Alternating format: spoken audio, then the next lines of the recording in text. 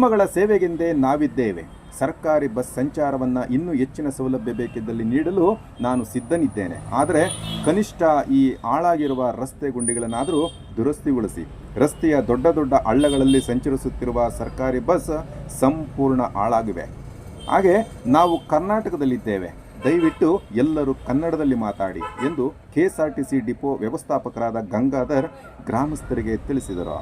ಶಿಡ್ಲಘಟ್ಟ ತಾಲೂಕಿನ ಕನ್ನಪ್ಪನಹಳ್ಳಿ ಗ್ರಾಮದಲ್ಲಿ ಬೆಳಗ್ಗೆ ಕೊರೆವ ಚಳಿಯಲ್ಲಿಯೂ KSRTC ಬಸ್ಸುಗಳಿಗೆ ಹೂವಿನಿಂದ ಸಿಂಗಾರಗೊಳಿಸಿ ಕನ್ನಡ ರಾಜ್ಯೋತ್ಸವ ಮತ್ತು ಆಯುಧ ಪೂಜೆಯನ್ನು ಗ್ರಾಮದ ಹಿರಿಯರು, ಮುಖಂಡರು, ಮಹಿಳೆಯರು ಸೇರಿದಂತೆ ಪೂಜೆ ಸಲ್ಲಿಸಿ ಸಂಭ್ರಮಿಸಿ ಸಿಹಿ ಹಂಚಿಕೊಂಡರು.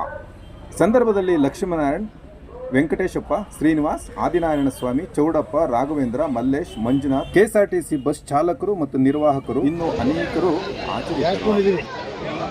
ಕನ್ನಡಿಗರು ಕನ್ನಡ ಮಾತಾಡ್ತಾರೆ, ಬೇರೆಯವರು ಕನ್ನಡ ಮಾತಾಡಲ್ಲ. ನಾವು ಕನ್ನಡ ನಾವೇ ಮಾತಾಡಲಿಲ್ಲ ಅಂದರೆ ಬೇರೆಯವ್ರು ಮಾತಾಡ್ತಾರೆ. ವೈಯಕ್ತಿಕವಾಗಿ ಇಟ್ಕೊಳ್ಳಿ, ಸಮಾಜ ಮಾಡಬೇಕಂದ್ರೆ ಬೇರೆ ಎಲ್ಲ ಕನ್ನಡ ಕರ್ನಾಟಕದವರು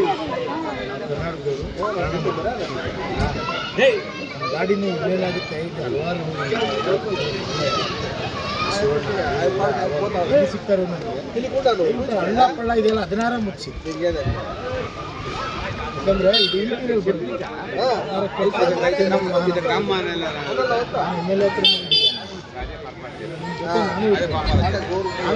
ನಾನು ಬರ್ತೀನಿ.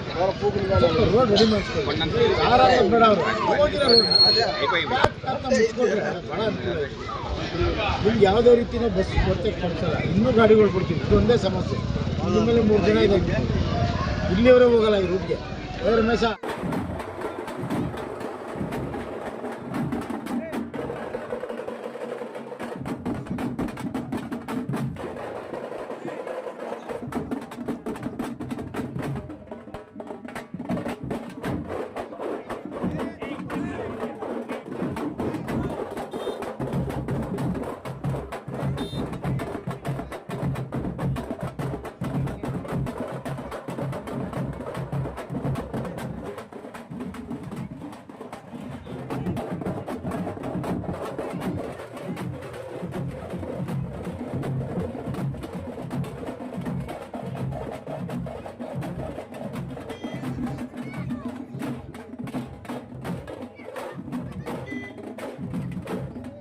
ಈ ಕಡೆಯಿಂದ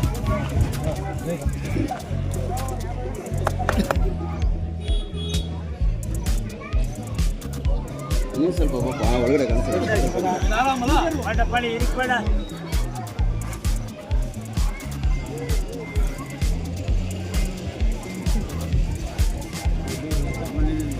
ಮಜಾ